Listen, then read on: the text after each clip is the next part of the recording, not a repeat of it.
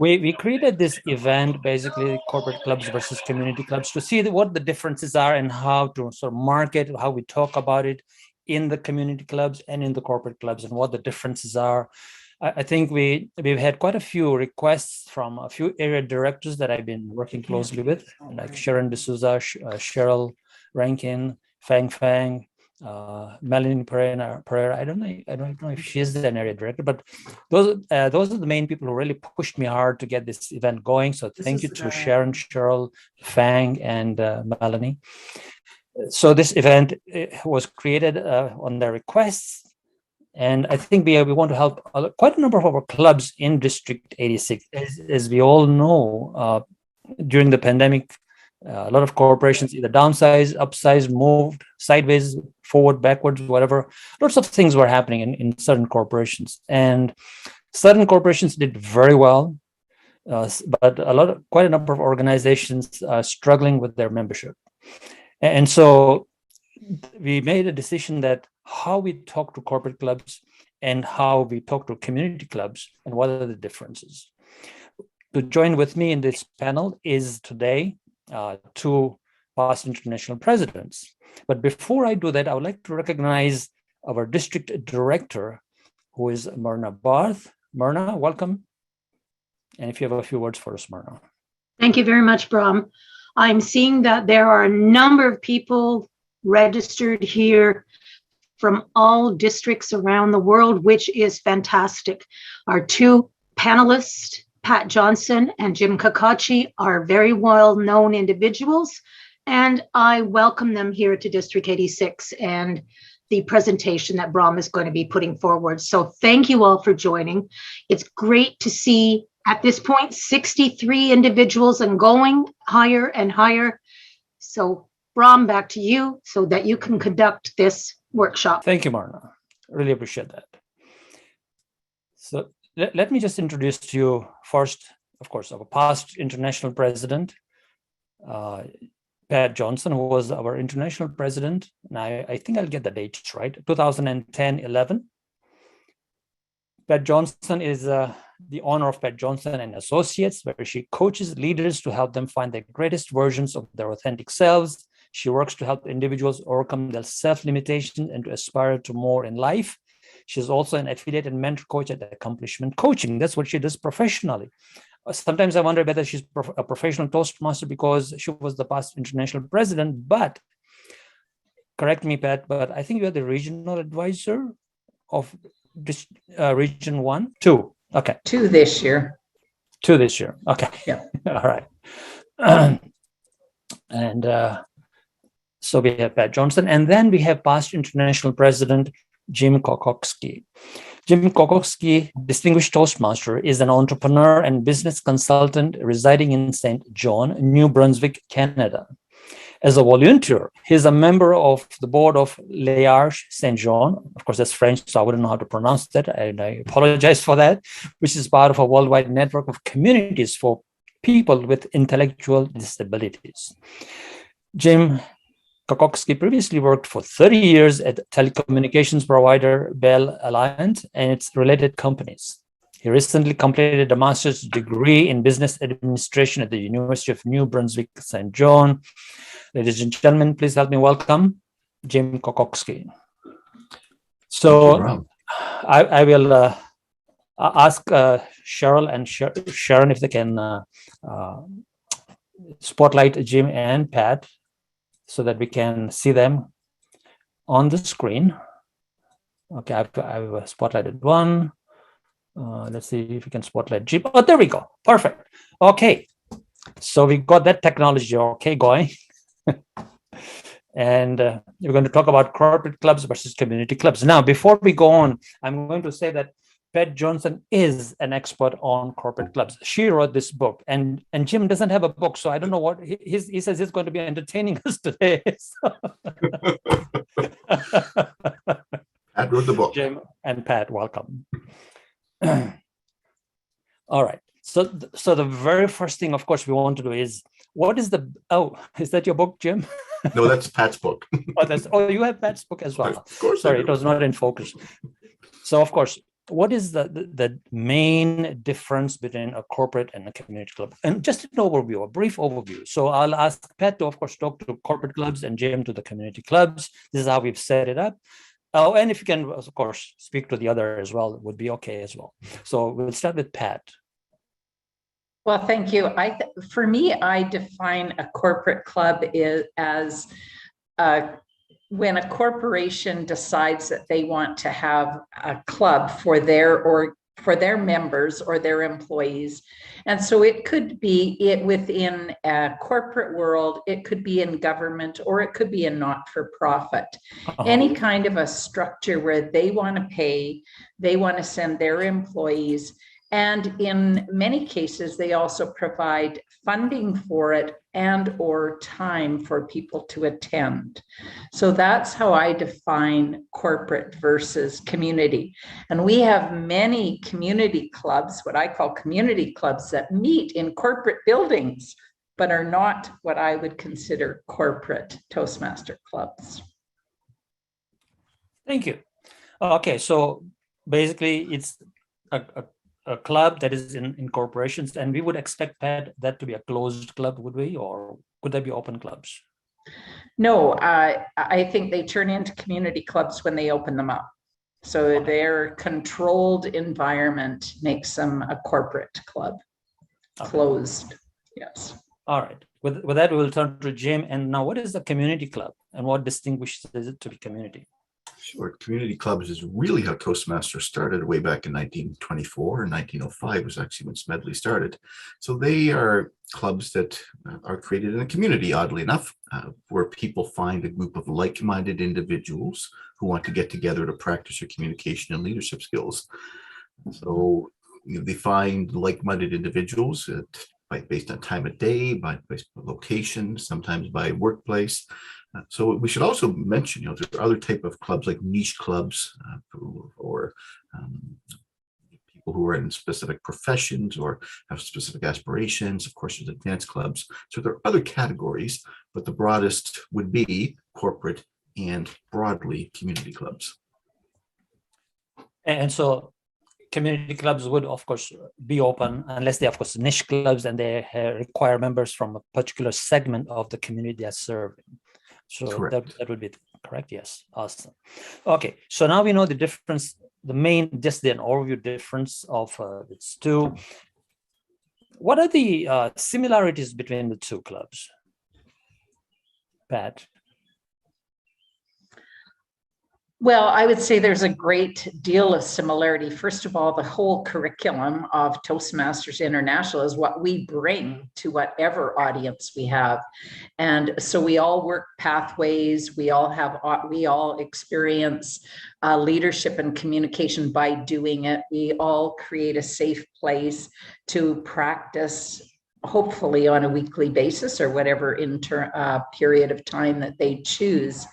And it's, again, based on peer learning feedback, our cornerstones of the program, as well as we're all governed by the policies, the procedures, the bylaws, the protocol, the district administrative bylaws.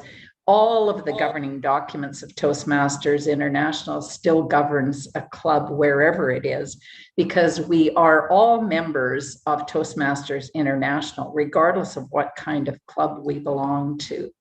And I'll leave the ones that I've missed out for Jim.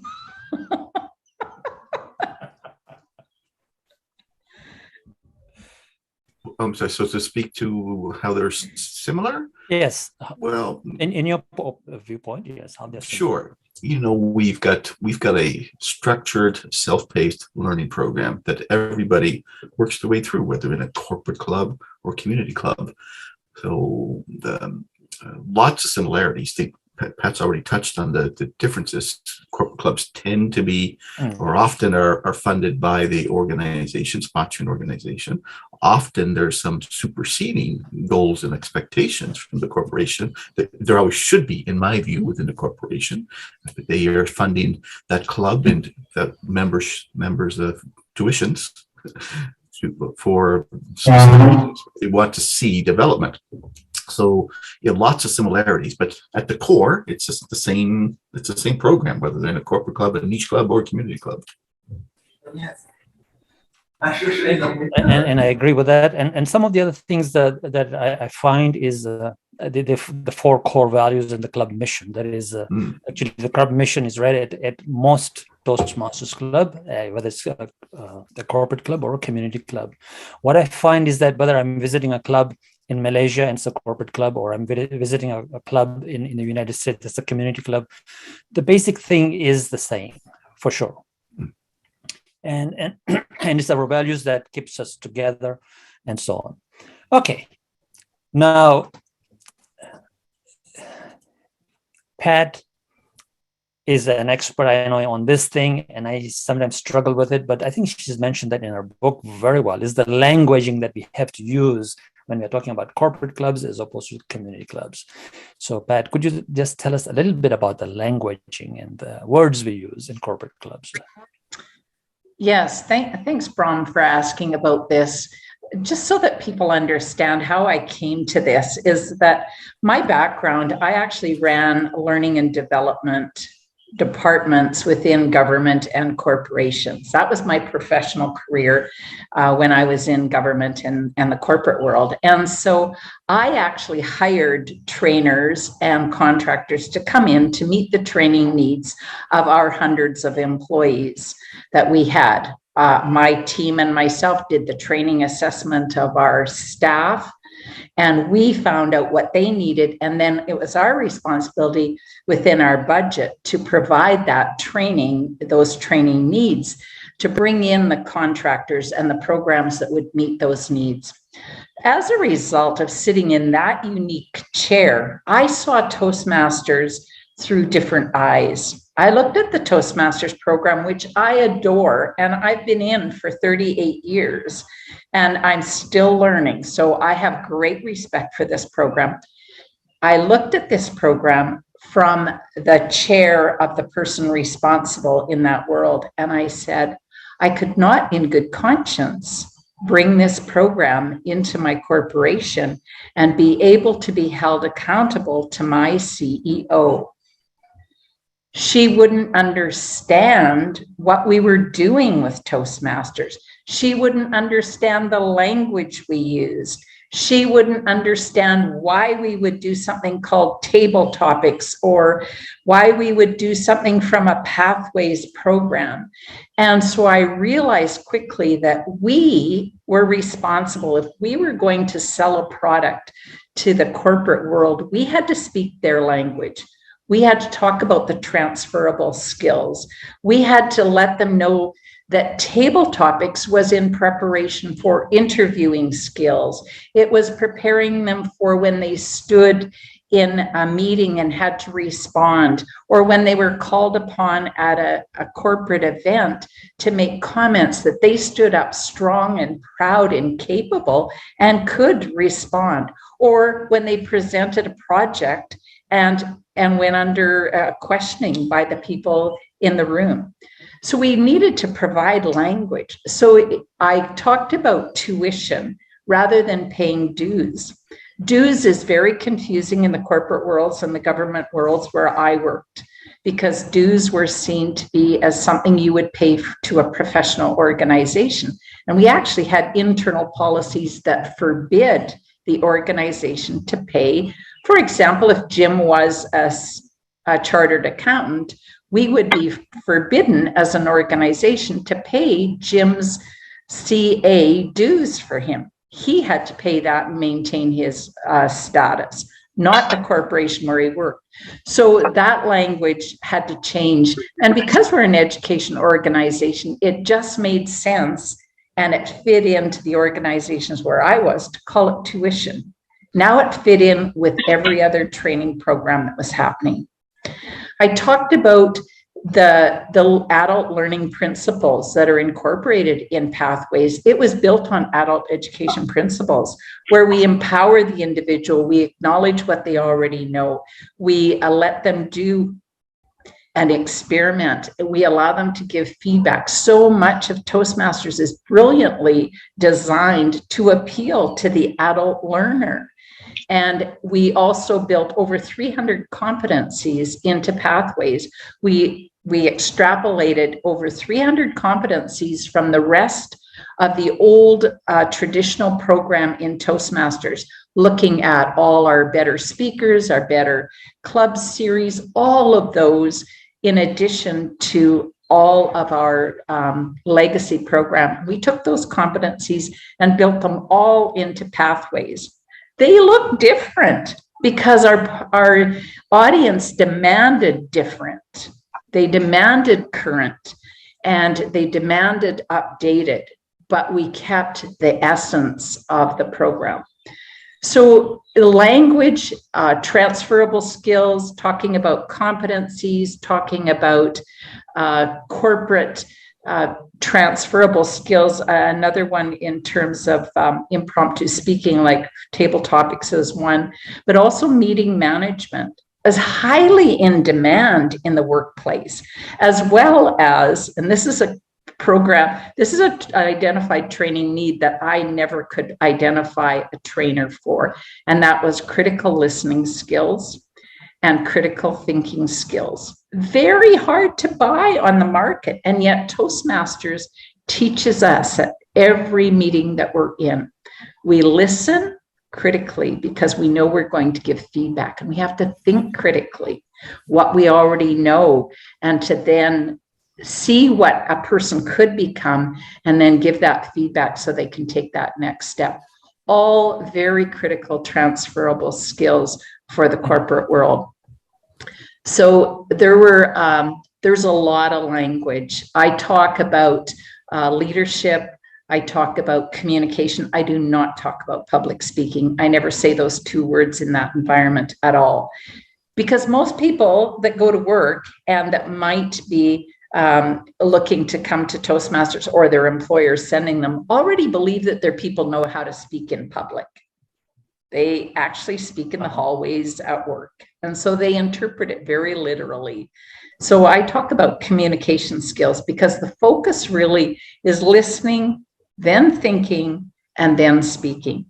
And it really, the listening part is important in the corporate, because in the corporate or government world, because we have to listen carefully and analyze before we speak. And that helps our career tremendously. If we don't listen, we're not good employers or employees. Mm-hmm. And so some of that language, there's lots of changes of language. I like to call the club officers liaisons rather than VP of membership, because I like to partner with the corporation and change their roles around a bit so that they're not just insulated in the Toastmasters program, but that they're reaching out into the corporate world more. And so I like to refer to them as liaisons and rename them, but that's another whole chapter to talk about. So I'll stop here. Thank you, Pat. Jim, what's your comeback? No, I build upon that. I mean, that's an excellent dialogue. And I'll mention, for most Toastmasters, everybody on this Zoom call has grown up in the Toastmasters environment, and we know our internal language, and we really need to move beyond that. So additionally, Pat talked about dues, and we pay dues to clubs. Corporations do not like to pay dues to clubs. They think in golf and curling and those sorts of things do not like that. So this is a very difficult transition to make for us. So anybody who's looking to start a club in a business, or you're talking to a business who may want to send 2 or 3 people to your Toastmasters program, you need to be very conscious of the language you're using. Pat was in training. My main career was in sales and marketing. And sales and marketing is about the generous act of solving someone's problem. Sales and marketing is about listening. It's about listening, as Pat had talked so eloquently about. So if you're going to discover someone's difficulty, the problem they're trying to solve, you need to listen and then speak in their terms about how your service, your product will help them overcome their problem. So that is a difficult transition. And both Pat and I have been on visits to corporations with some Toastmasters who were developing these skills and talking to businesses that were quite awkward, because that's a really difficult transition to make. And a huge part of that is sales is not about talking first. Sales is about asking a question, right? Being quiet, listening, and providing information. Okay, these are your needs. Making notes, understanding what the business's needs are, and how your product or service can help fulfill those needs. Thank you. Yes, absolutely. How we listen and how we speak is very, very important. Now, Pat, you may have said this, but I probably missed it. Or so let's sort of emphasize it a bit, maybe. Yep. Now, I've always belonged to a community club, and I've mostly been in community clubs. On a rare occasion, I've been called into corporate clubs, or currently, of course, as a club growth director, I do go into corporations. Like today, we had a presentation at a corporate club where we did a kickoff demo meeting today. But instead of calling it a club, or could we call it a club in a corporation? What would we really call it? Well, I really, as Jim said, I really listen when I go into the organization, because it's not about us getting it right from the Toastmasters perspective. It's about us taking our curriculum in and adapting it to their environment. Because we have the training for communication and leadership, experiential learning, which is where is our secret sauce, the fact that they get to practice every week and build skills. What sets us apart is that they don't come in, sit down, get a binder or an online binder, spend 4 hours in a classroom or at their desk studying this and go away with a bunch of knowledge. We give them knowledge, but we give them chance to practice every single week. So we build skills, and as they stumble forward, like I did in Toastmasters, somebody came along, gave me feedback, and helped me to improve. So that experiential learning is so important. And we really need to identify their needs and then enroll them in the Toastmasters program. It's not even sales, is it, Jim? It's not a hard sell. We can enroll them if we know what their needs are. It's like saying, oh, you need a haircut? I've got the best clippers in the world. They're going to go, okay, I'm in. Like, there's no hard sale. People say, oh, I don't do sales. I said, neither do I. I just tell them how Toastmasters will meet their needs and ask them what else they need to know. If we can take away their objections, like when I get into a corporate environment, the first thing I do is ask them, how do you run your training for your people? Do they get trained during their work hours? Do you pay for their training when they go for training? Do they have their training identified in their performance review plans? So that are they held accountable by their supervisor or manager for attending that? If they say yes to all those things, I'm presenting Toastmasters as we'll have it Tuesday afternoon from 2 to 3 every week. We'll send you the bill. How do we bill you? And how are you sending your people to us through their supervisors so that we know what their learning goals are and that we're sending you reports at the corporation so that you can hold your people accountable. When we do things like that, when we find out how they already do their business, all we're doing is bringing curriculum to them that's going to meet their needs. And the unique things about the Toastmasters that we have to tell them is that it is weekly practice. Give us an hour every week if you want to build a skill. If you want to set people up for success, give us an hour a week to practice. Send us your people and hold them accountable. Put a policy in place that says your attendees, because you're paying for them time and money, that you expect them to attend. I don't know, 75, 80% of each of the sessions that are held. Call them training sessions, because don't tell them you're going to have another meeting, because they don't want to go to another meeting. They want to go to a training session. So have sessions every week so that they can practice, hold people accountable for that attendance. And that means that therefore the Toastmasters organization is going to have to take attendance and send it back to the corporation. But guess what? Your VP or your liaison, your administrative liaison, can be doing that during the meeting, who would otherwise be called your club secretary. But your administrative liaison can take attendance and send that off to whoever's tracking that if they want it a month, every month, or they want it every 2 months, that administrative liaison can send that off. And that's part of their accountability into the organization. So many things to look at. That really puts everything upside down for me listening to you because I've always been in community clubs. But before we go on, I'd like to tell the audience that the chat is open. Please put your questions there. I know a couple of questions have been posted. I will ask Sharon to sort of start with the top one. But before Sharon, as you are looking at the questions there, let me just look at something that came to my mind. So when people are coming to the meetings, they're training, and it's professional development time, and their professional development is in communication, in leadership, and it's presentations, but not public speaking. Right now, the boss agree to do it. Sorry. You know what I'm saying? Can you please mute yourselves, please? But let's do the salary. Still see where you're going with that. You don't want to come back. Can we just let's just sort that out a bit? Okay, good. Thank you very much for the mute.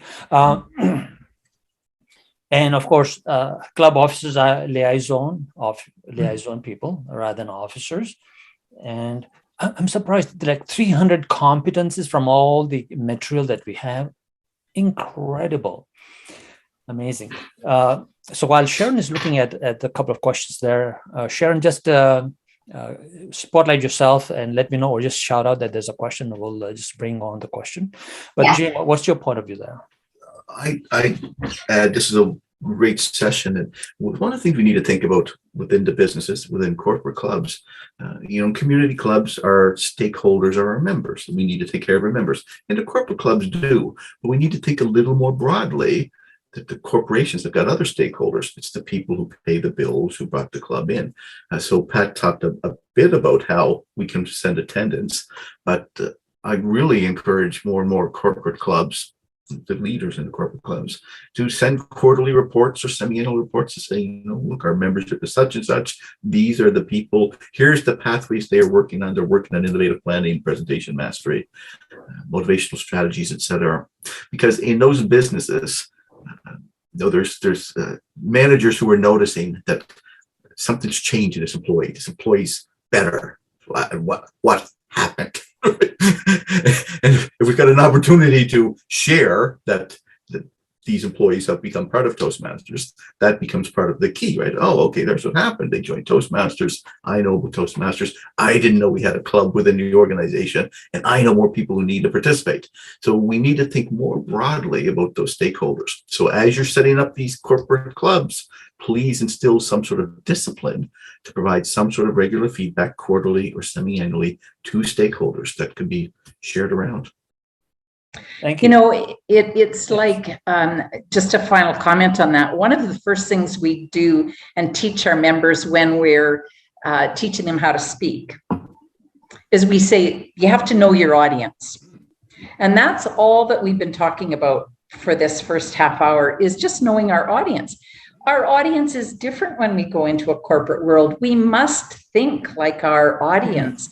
We must think about the person who is sitting in that trainer's chair with all these learning needs assessments for all their hundreds of employees, and they are not going to spend 5 cents, and particularly the training hours, if they can't see value. So we the onus is on us representing Toastmasters International to be prepared, to think like a corporation, to come in, be able to do the transferable skills, to talk about the money, talk about the time commitment, talk about how it fits into their already structured organization. We're not there to do it differently. We're there to fit in so that we make it easy for them, and that we do not compromise the value that our program brings.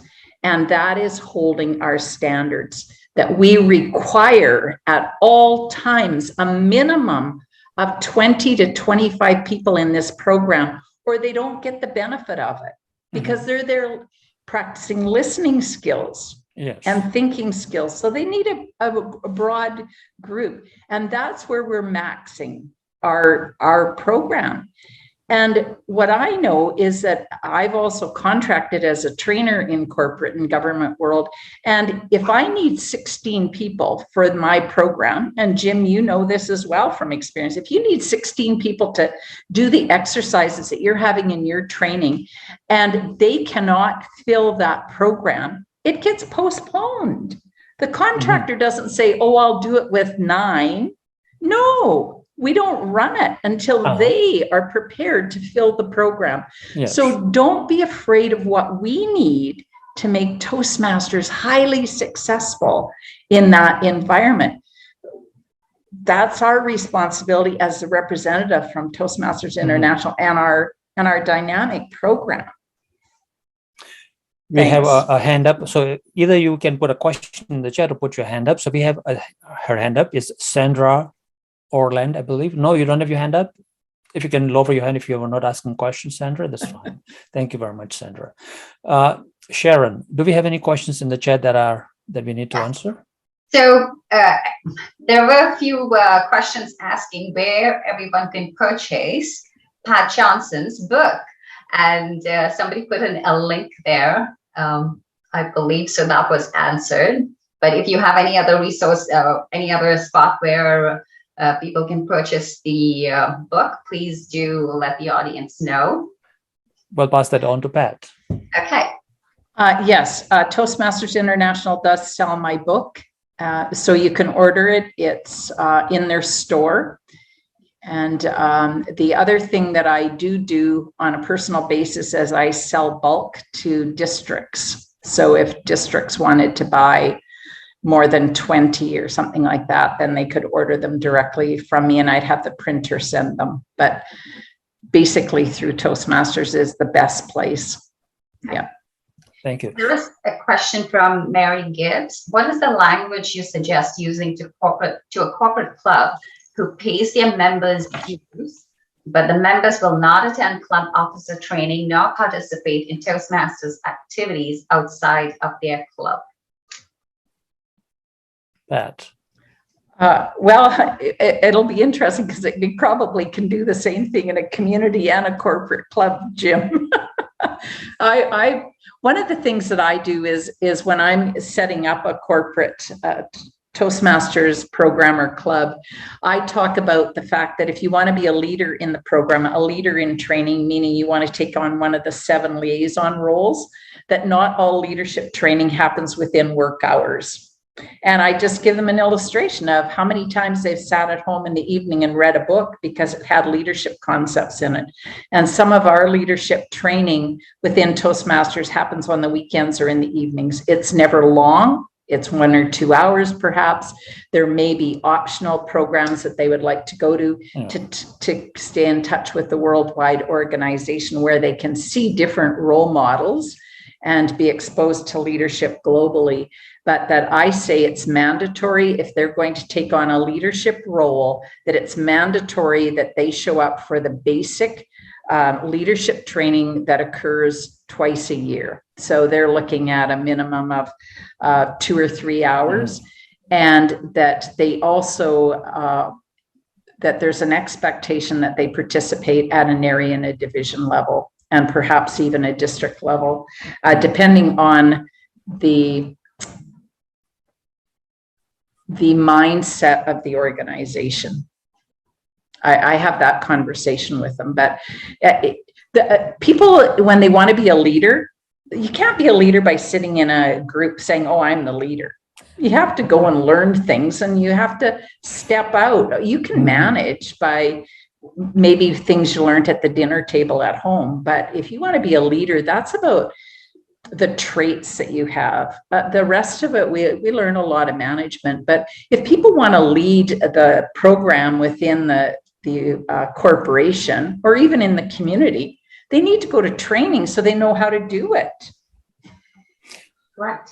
Pat, here's also a caveat is that, and I think where this question also came from is that a number of clubs, on paper, they look very successful because of the number of members they have. But because the corporation is paying the membership fee, however, the number of people that turn up at the meeting is so low that they are struggling in the meetings. But since the corporation is paying for they're okay, the numbers show up which is good, but the meetings itself, no. See, for me, it's not a money's issue. It's not a money issue. I say if the corporation wants to pay, great. It's accountability. It's having written it into the performance review plan. It's the supervisor holding the employee responsible for going to training. When I ran learning and development departments, I had to account every month for who showed up and who didn't show up for the training events that we held, because it cost us every time to put that bum in that seat, as we call it in the industry. And so that cost us. We paid for it out of our budget. And if Wendy didn't show up and got a reputation of not showing up for subsequent programs, Wendy didn't get at the top of the list for the next program that came along because she developed a reputation of not showing up and costing the corporation money.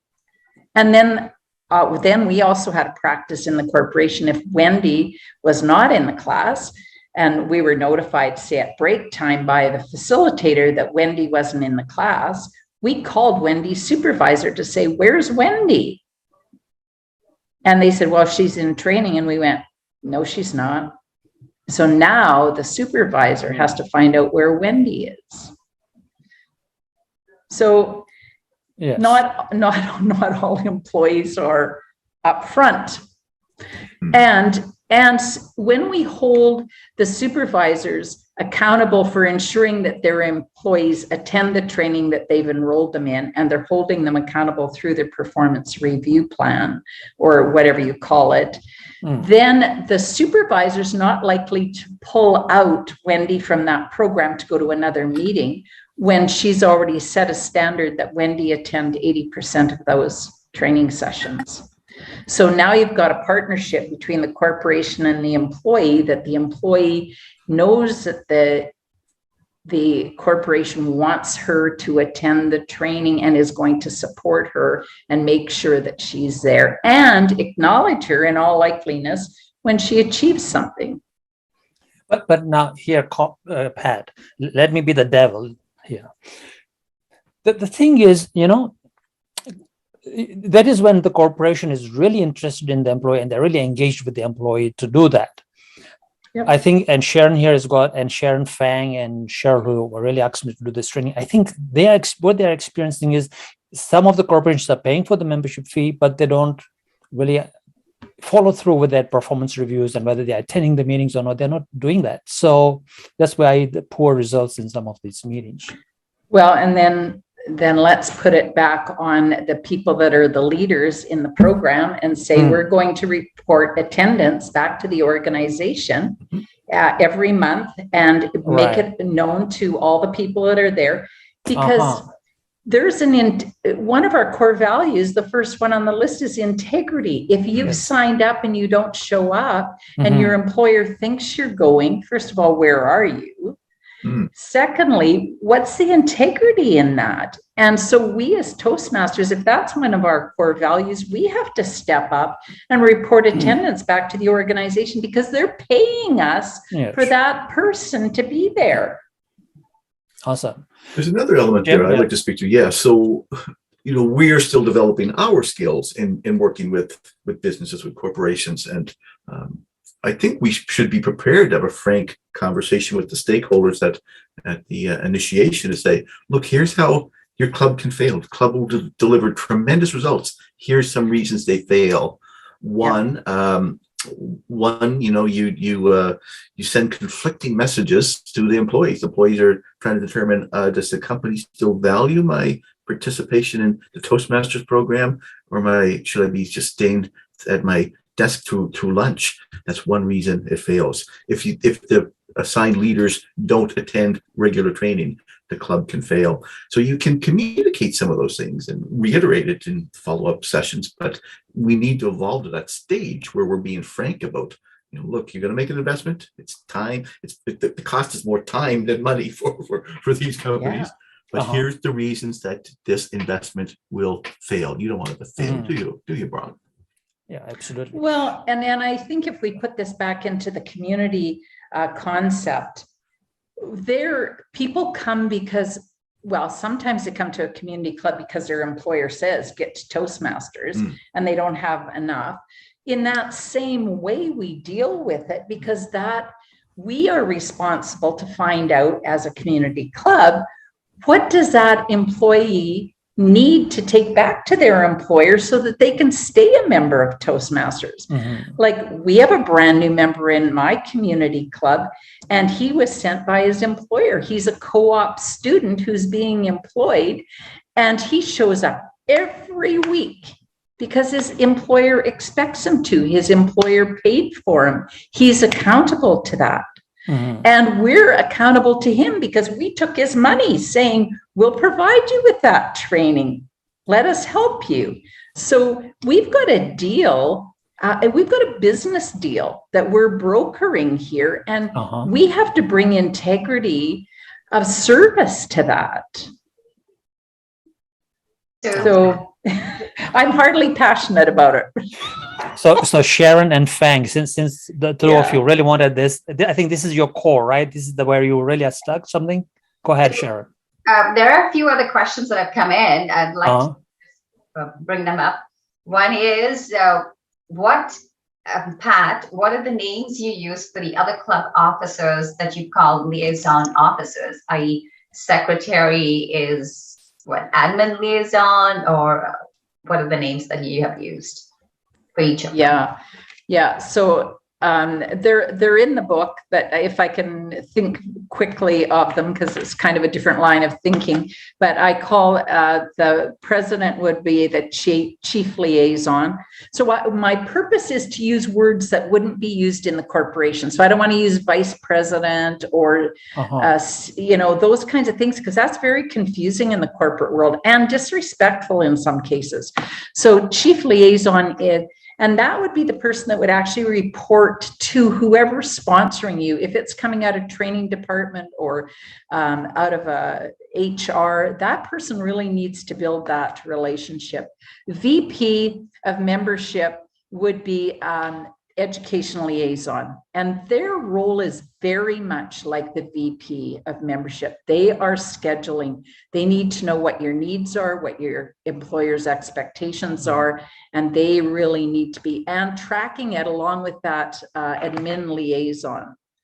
Member liaison would be the VP of membership.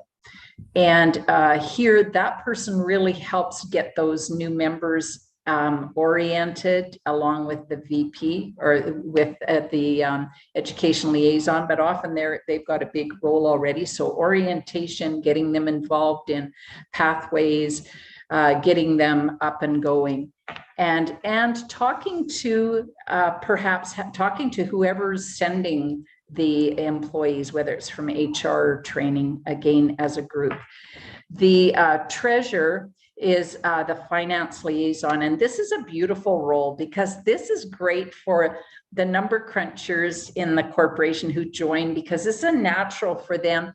If they want a career in finance, they can become the finance liaison, because they work with finance. They find out ahead of time, what do we need from Toastmasters? Do we need an invoice?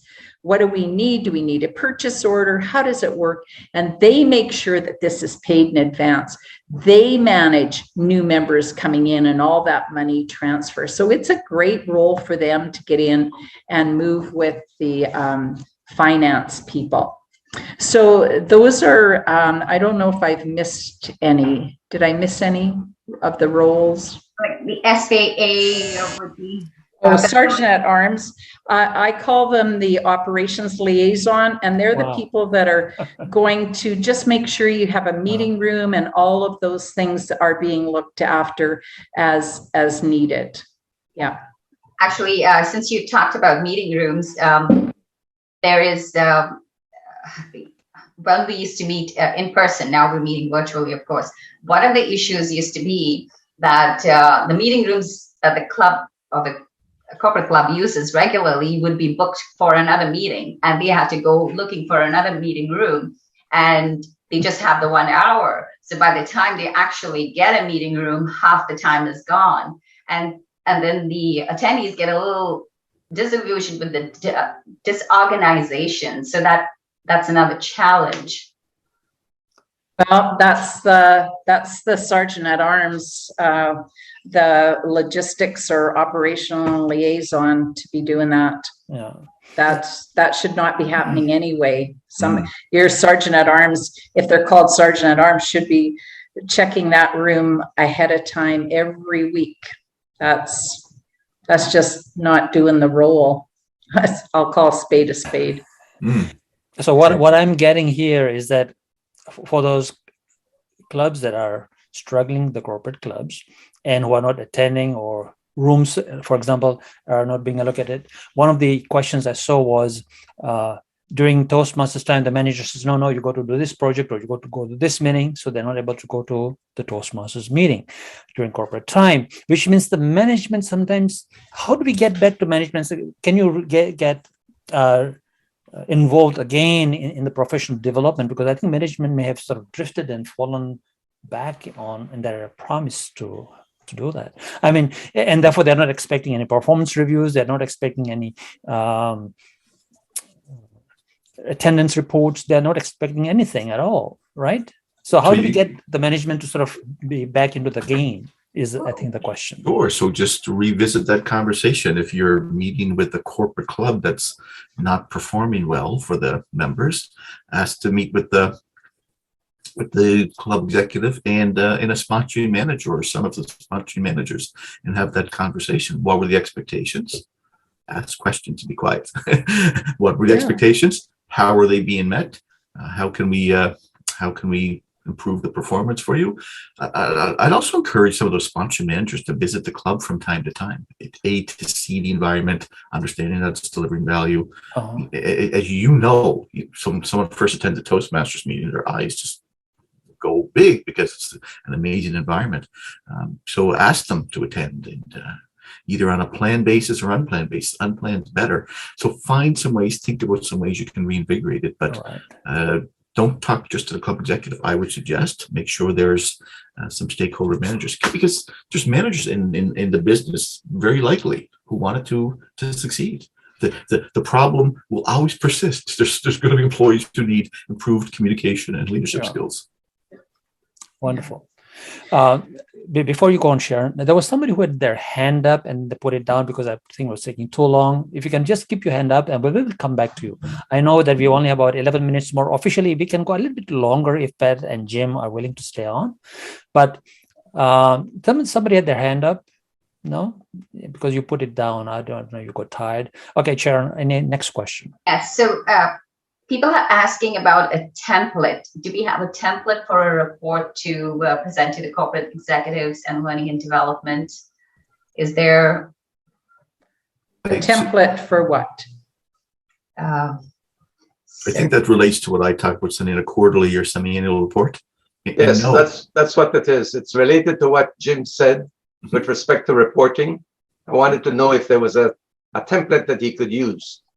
I don't have a template, and I simply view this as part of the development of the club leaders. It's like, what do the stakeholders need to know? Don't send them 5 pages.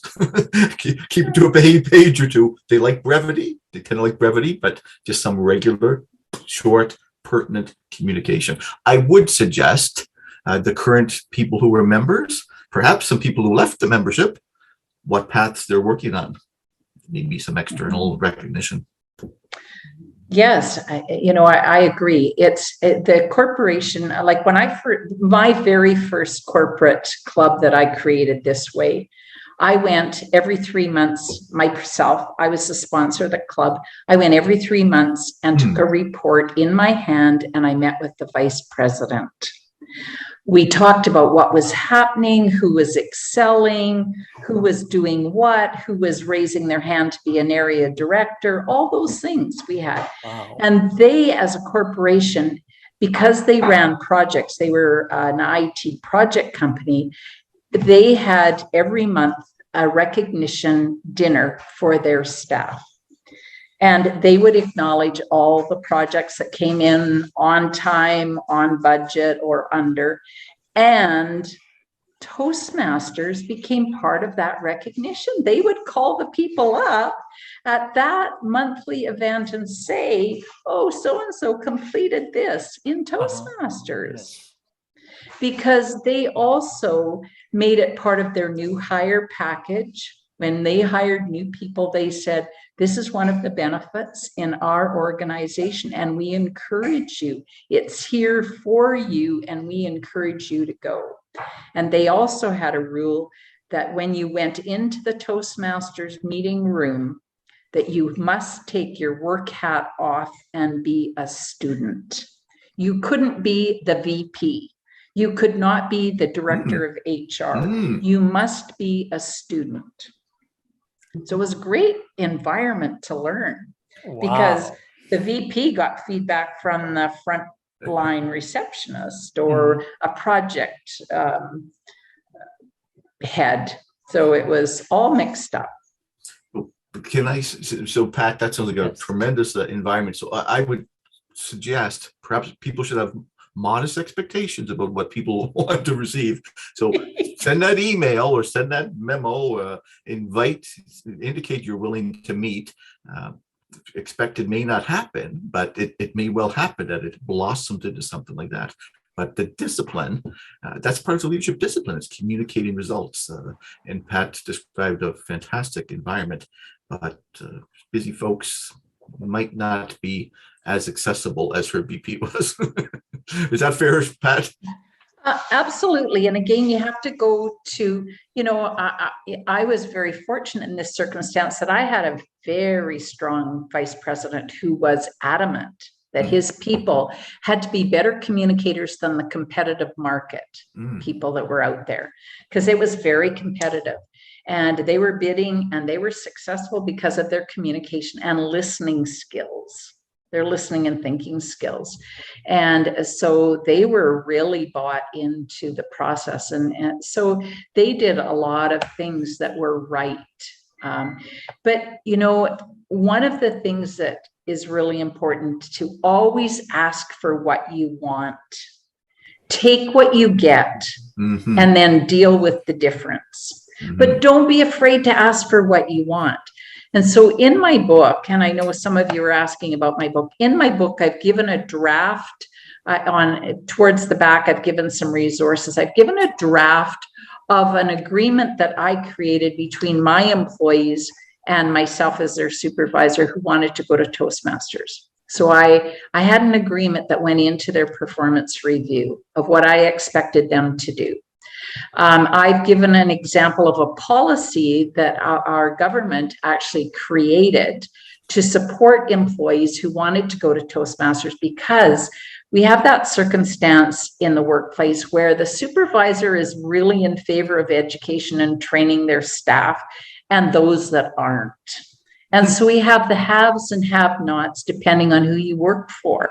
And so we created, I wasn't part of it because I had to be excused because of conflict of interest, but our organization developed a policy that gave access to all of our employees consistently to get to Toastmasters, so that they were paid, or they were reimbursed if they met the criteria that their supervisor asked for attendance, and they were given the time, or they could work the time back if they took more than the time allocated, depending on what kind of lunch breaks they got, or what time, how much time they got for training. So there was criteria there for that. So there was, I tried to give some examples of things that people might not aware. The biggest thing when we make that transition from community to corporate environment is a real paradigm shift. I encourage people to park what you already know in Toastmasters and start over. Pretend you're walking into the training department and you're now responsible for it, and think like the corporation. Do not think like a Toastmaster. And say, what do I need to have a good contractor? Because that's what Toastmasters is going to be, a contractor for this organization. They're going to get paid money to deliver a product. And these people are not coming to look for friends or find their tribe or have somebody to hang out with. They're looking for professional development skills. And we can deliver that and build our reputation. And when we don't do it, we hurt our reputation and we won't get back in. I'd like to mention as well, building on that. So I've got a blog, and not promoting the blog, but I did publish this week one on the cost of poor communication. And I've got an article, a link in there from SHRM, Society for Human Resource Professionals. And they've got a similar article, the cost of poor communication. And if you talk to any manager, you say, what's the cost of poor communication? They've got examples. Sometimes it's hard costs, or misunderstandings, or miscommunication, or project delays. There is a cost to poor communication. We are a solution to this. And so, Jim, if you would post your blog in the chat, sure, that would be fabulous, because that's stuff we need to know when we go into the corporation. We need to have our professional hat on. We need to think like the corporation. If you're not comfortable talking money and time and training in the corporation, don't be the one to do it. Find somebody who's super comfortable doing that and get them to go with you to help you, support you for the first few times and walk you through it. Get somebody to mentor you in it, because we, as Jim said, this costs them a lot of money, communication. Yes. Yeah, and we're a solution. Aliona has her hand up, and I think she had a few comments in the chat. I don't know how much time we have. By me, Pat, it's easy to start a corporate club. However, the expectation from a corporation is they expect an instructor-led program. And it's all hunky-dory for the first year. And then later on, the employees feel that they need another instructor-led program. And as a result, corporate clubs tend to diminish during this time. And I feel it hurts our brand at Toastmasters, because it's a really good program for those of us who've been around and love it so much. What is your suggestion in this regard? Yeah, thank you. That's another element that I really looked at, because for me, it was really critical. My measure of success is that if my CEO is standing in the doorway watching the program at all times, would she see value and continue approving my request to pay for this and for time and money? And what I really suggest is a couple of things on an ongoing basis. I think our area and division directors need to be trained how to support and take and to liaise into those programs, perhaps more. We also have to make sure that they're going to external events so that they bring stuff back to that club, because the corporate clubs often die of boredom and isolation. And that the district make an effort to liaise into those clubs. As well as, I think if you're a sponsor and mentor, that you commit long time to show up on a fairly consistent basis to provide information and encourage them in the very start to invite guests occasionally, not all the time, because you want them doing the program. But the other thing is, and this is a very practical, easy thing to do, and I put an example of an agenda that I would use in a corporate program or corporate club. I have it in the back of my book, because in an hour's program, I would spend 3 minutes, at least 3 minutes for an education time. And somebody, it's an assigned role on the agenda, and somebody in that club needs to be bringing an education pertaining to communication or leadership. And so that causes, on a regular basis, that somebody there is researching something about how to build a better speech or how to do a better evaluation, or showing a tape of somebody or showing a video of something they learned, or bringing a leadership concept that they read. It provides thought every week that's new and unique. You can spend 3 minutes easily talking about where to find topics to speak on, or how to title your presentation, or how to build a great opening, how your closing should look like your opening, how to build transitions. We just go on and on and on. But we can train our people when they get in there to start and look for their own education, and then it keeps it new and fresh.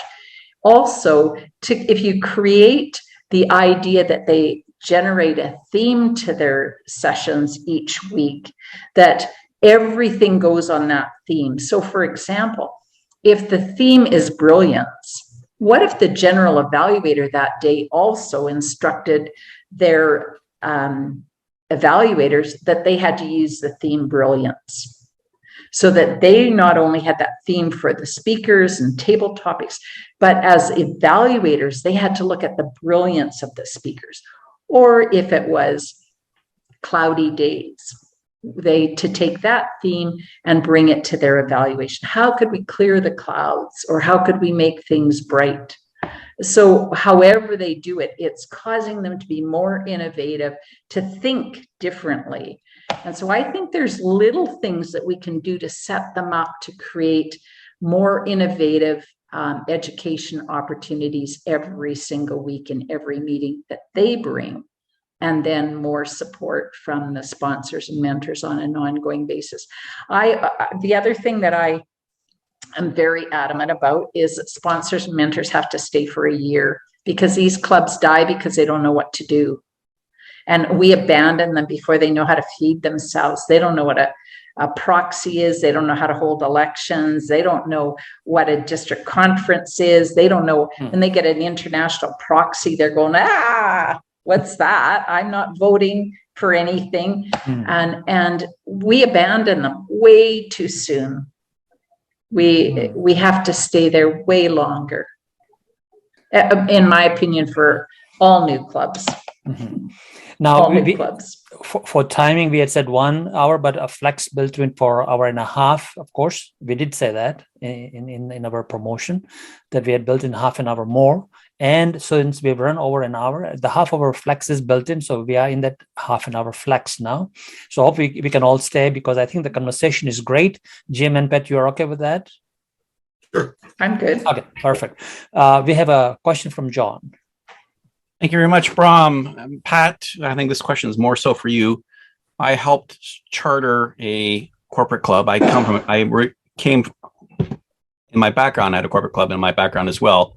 You've mentioned in past experiences, as far as getting them involved and saying so-and-so has moved on to becoming an area director. I understand the lure of Toastmasters as far as communication, leadership, and everything else, but I haven't seen a lot of companies get out of that corporate silo of stepping outside of the corporate environment. In case in point, I remember when I was a mentor for a club, and I was there for a year as a mentor, we told the club president, okay, your officer training is coming up this weekend. And they're very much in a corporate silo. Yep. He's like, I'm sorry, it's the weekend. I have a wife and children. I don't have the time to spend outside of my work environment for Toastmasters. So what's the best tact or methodology to get people outside of that 9 to 5 mentality? Well, if you were in that situation, John, what would you have liked? In that situation, I told him, I said, listen, you're not special. No one here is special. There are Toastmasters is an international organization with 300,000 members around the world who have jobs, have families, who work various times, and they are committed to improving themselves. And they understand that commitment steps outside the 9 to 5 mentality, that it may involve weekends, it may involve evenings. So if you're serious about this, you have to get away from, I'm only here for 1 hour during the work week and that's it. That was my paraphrasing of, why he should continue on and attend the officer training session. See, for me, what's really key is that when they were notified of the training, that was months too late. This has to be talked about when the club is in the chartering process. Everything has to go on the table. So when the first thing I'm saying when we're looking for leaders, the liaisons, I'm saying, you understand that if you take on a leadership role, there's mandatory training. It's not optional. It's mandatory because you're saying you're going to lead this group. And there is training that is required, just as there's requirements to keep your professional designation. You must take the training to be a leader in this organization, to take that position of leadership. There's only 7 of them every 6 months. And if you're taking one of those, you must attend the training. So, but that is what I say to the corporation when we're creating this. I talk about there's no pass or fail. This is progress at your own level. Everybody's going to be different that comes in here. So they need to know that there's no pass or fail. That it's each individual at their own pacing, which is unheard of in the corporation. So we need to let them know. I had a manager come to me once and said, Jan's been in Toastmasters for 2 years. Like, does she ever graduate? And I said, not unless she wants to quit. I said, it's just a continual learning process. And they went, oh, okay, now I understand. But they kept waiting for her to graduate and go, are you still going to Toastmasters? Like, how do you graduate from this organization? So we need to let them know those things up front. We need to ask, do your people have access to online materials, or are there firewalls that they have to get exemptions from? That's a basic question nowadays that you have to ask. Mm-hmm. So lots of things up front. So one other thing I've noticed is that usually there are a couple of people, or maybe one person, who forms the backbone of the club. And due to corporate restructuring or turnover, that person is no longer there. And that's when the club really falls apart. So that's why we don't make it with the person, we make it with the corporation. The agreement's with the wrong person. Yeah. We have an agreement with the corporation, not Pat, who's the employee running around thinking that I'll get all my friends to come to Toastmasters because I'm going to create a Toastmasters in-house. Stop that thinking. It's not your business. You're only bringing the curriculum to deliver it. It's not your job to fill the room. You can do that in your community club. In the corporation, the corporate world sends the people to us. We let them know when there's space. Then we don't have to be running around. We're not running down the hallway. If you were running project management training in company ABC, would they allow you to walk down the hallway and recruit your friends to go to project management? Absolutely not. They would say, who do you think you are? That's not your business. So why do we think that as the outside contractor, the curriculum provider, that we get to recruit the people that go? We don't. It's none of our business. Stay out of their lane. Let them partner with us. Let them send the people that they want to have trained. Hold them accountable to fill the room. And if they can't give you 20 to 25 people, we're not doing business with them because they don't have a big enough need. Awesome. Not our job. So that brings me to this question. It was a question that had been actually sent to me beforehand about, and especially because we are online now and not physical meetings, even in organizations. And of course, as with all Toastmasters Club, whether you're community or corporate, there has been a drop as we went online. So now what is the difference in marketing strategies between community and corporate? So let's just talk about corporate and how would we be different in marketing and what should they be doing in the organizations to get more people in, as people come and leave, and then how else do they keep going? You know what? There's an answer for every corporation, and they have the answer. We don't have to have the answer. We have to have the questions. How do they run their training? How do they enroll people? How do they identify the training needs? And let them decide. Tell them that we'll have an intake of new people every 6 months if you want to do it that way with them. Yeah. Or are we going to take new people whenever there's a space, or like work with them? We don't have to decide that. They know. Awesome. And we don't. The main thing we have to do is that our public relations liaison, or our, information liaison person in our club would be the person that keeps current information provided to them. If they're posting on the intranet, if the training, like they advertise their training somehow, that they've got a project management course, enrollment's happening. It'll be starting on February the 15th. And we've got a new intake of Toastmasters for the next year. Closing date will be March 35th.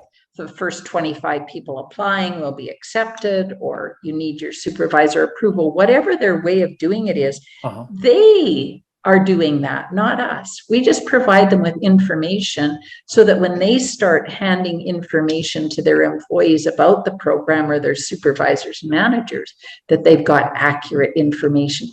Don't let them make up the information, because they don't know the program. Even if they say, oh, I was a Toastmaster back in the 90s, I got this. I know you don't. I'm sorry. If you haven't been a Toastmaster in the last 3 years, you ain't got it. I'd like to add too. So think again about the audience, the customer in this case. So in the business world, it's pretty normal. The part of marketing is post-sale service.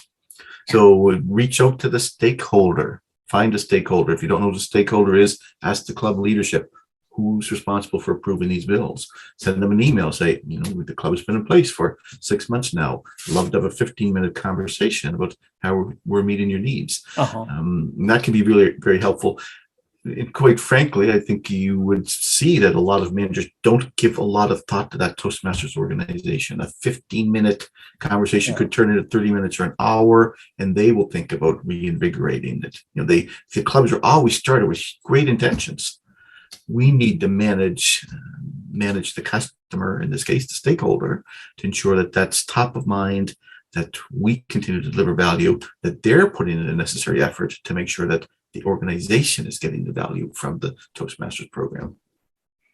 So, to me, it's getting very crystal clear that people are running around through the hallways trying to sort of recruit people, and they think they are responsible, and it's their club, it's the corporation. There's a stakeholder in the organization that said, yes, we want a club in our organization. Well, a professional development, communication, leadership program in the organization, not a club. I'm getting that. and also, so how are we going to sort of put it into performance reviews, and supervisors knowing that this employee is supposed to be training, and it's not your time to get them away from the training into your meetings. It is their training time, it's a professional development time.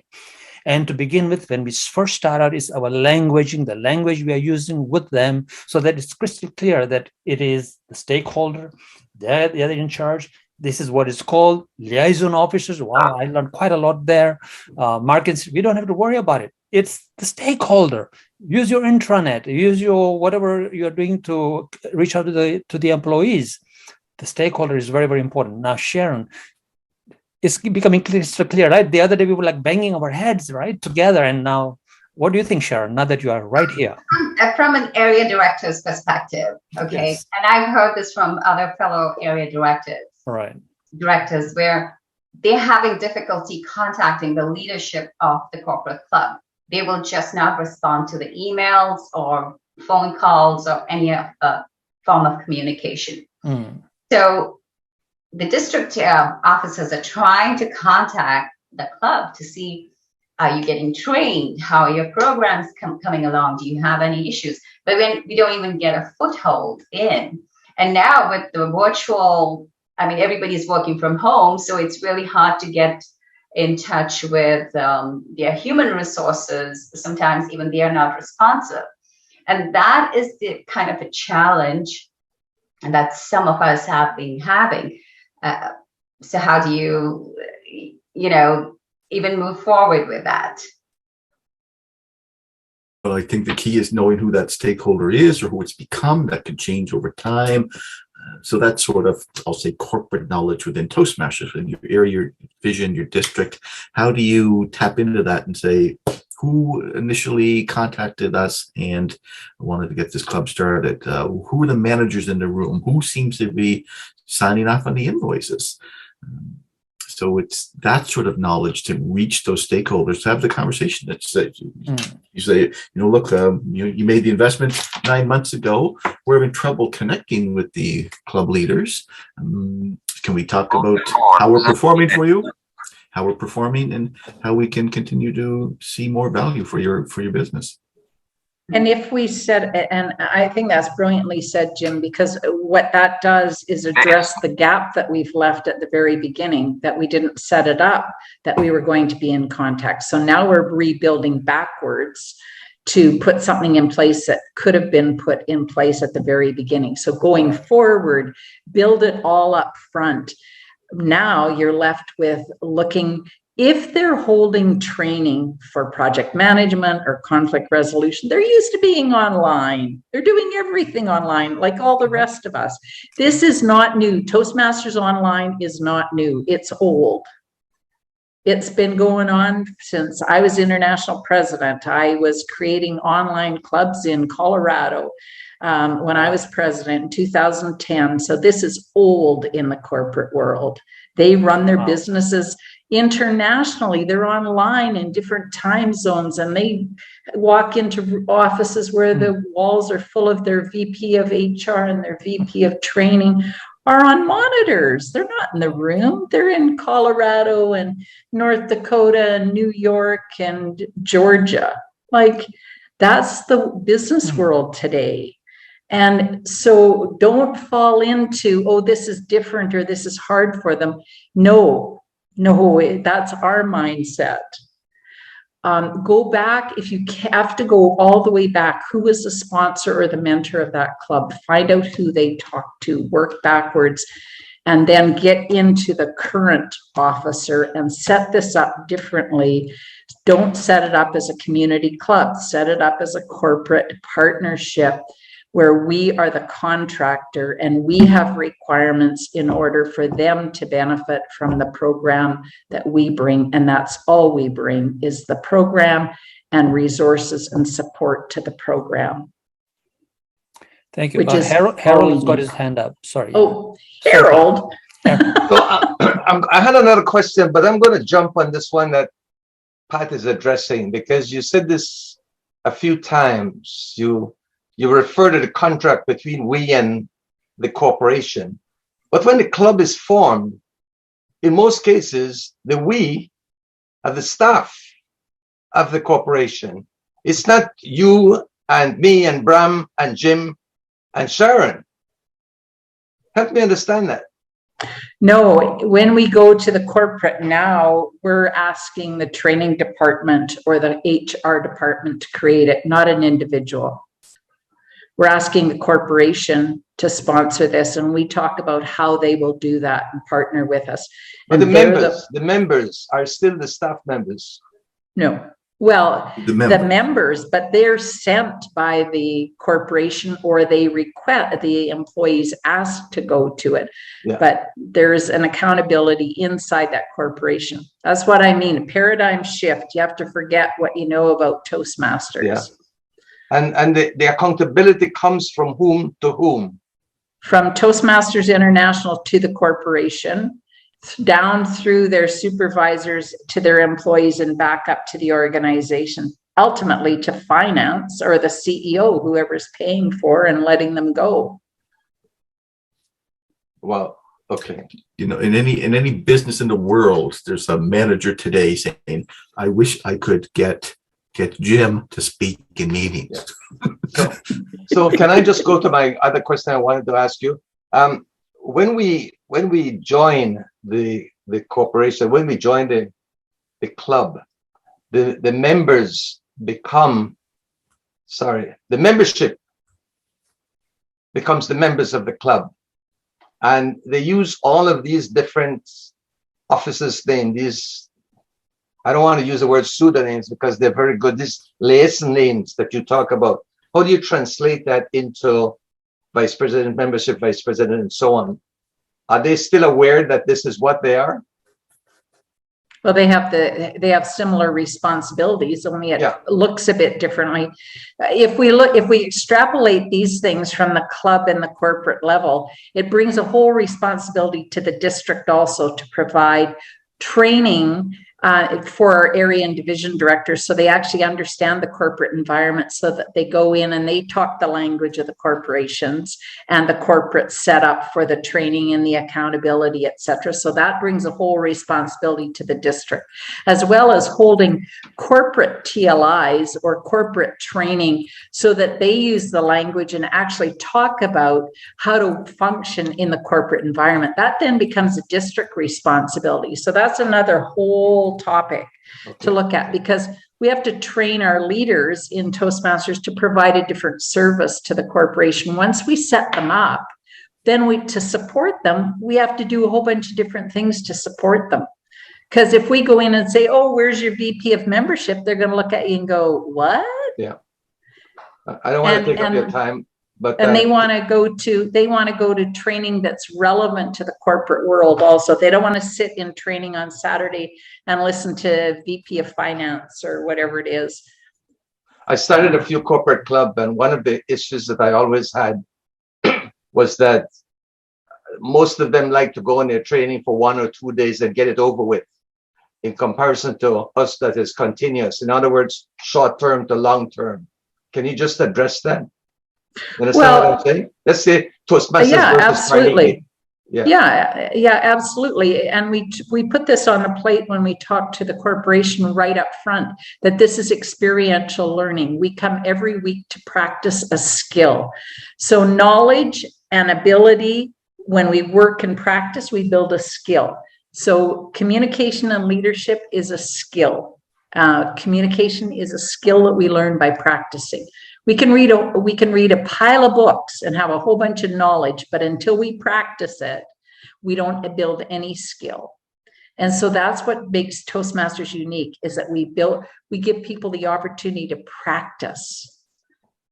We can send hundreds of people to 4-hour training on how to do presentation skills, but unless they practice it, they're no better.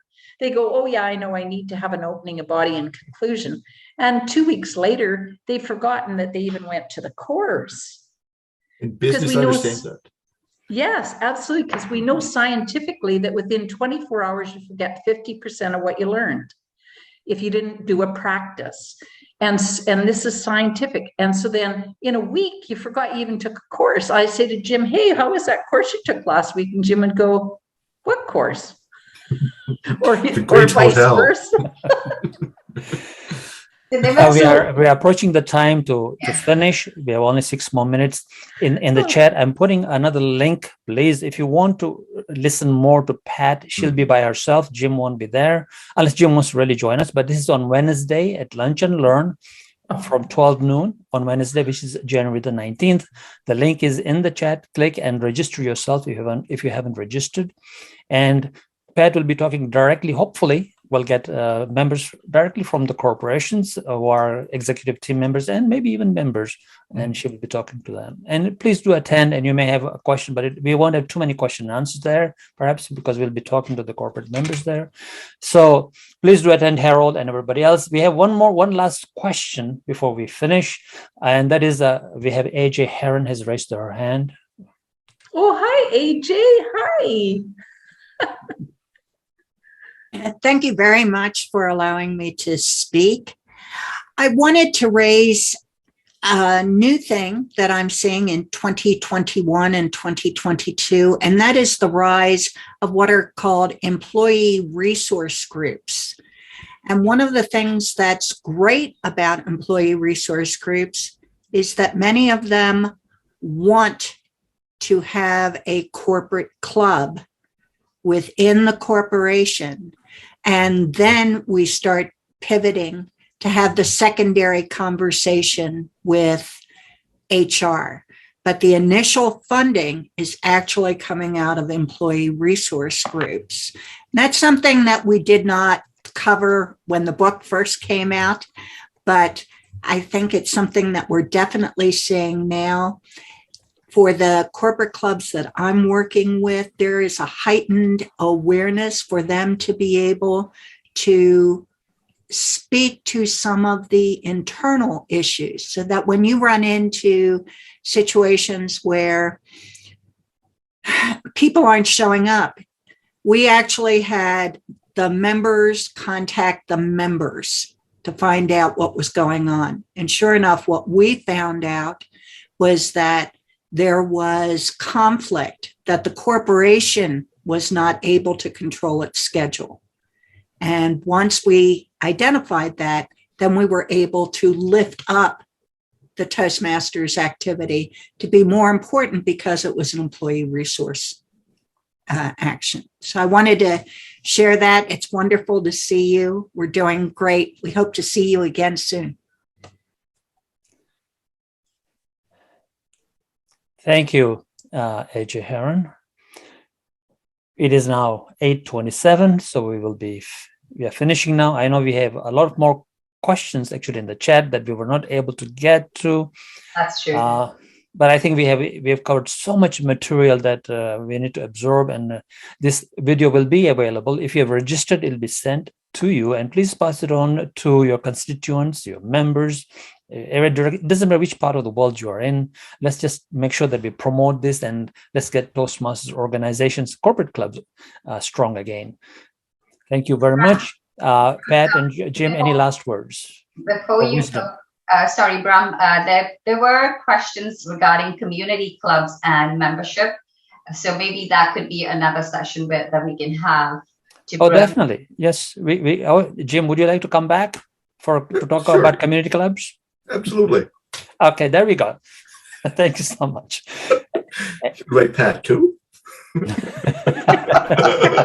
And Pat, yes, I mean, of course, Pat can talk to community clubs, right?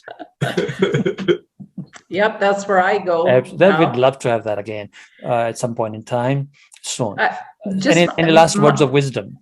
I would just encourage people. I posted my email address in the chat. I know somebody posted an email wanting me to contact them, and I didn't get that because I was too busy talking. So if you would please reach out to me, my email is in the chat. And thank you all for your engagement and your excitement and interest in this important topic. And it's always great to be with Jim and share thoughts in the meeting of minds. Yeah. Good to see you both. Let me acknowledge, for a closing comment, Toastmasters about growth, stepping outside the comfort zone. And we've talked about some things tonight that will push you outside your comfort zone. We talked about sending that email to the stakeholder, not the club executive, to the stakeholder. Potentially having a conversation with the stakeholder. That's kind of a cold call. That's going to feel awkward. And that's when you're growing. So we've talked about some things that are going to push you. If you really want to see those clubs start strong, stay strong, and be retained, you've got some good advice tonight on how to nurture those relationships. Thank you very much, Jim. before we close, I'll ask Myrna for our last word from our district director, Myrna Barth. This session has been very informative. It's been very interactive. There's been fun. There has been excitement. There has been so much put out there that I've been writing vigorously. And with this recording, hopefully people will be able to see that. Thank you both for being here and being part of Brom's presentation. Appreciate you all. Thank you, Maurice. Thank you. Pat and Thanks, Jim. Myrna. Thank you, Myrna. Thanks, everyone. I have, of course, the lunch and learn in the chat. If you want to attend on Wednesday, please register there. Thank you very much, everyone. All right. Have a good night, everybody. We are adjourned. Thank you and good night. Good night.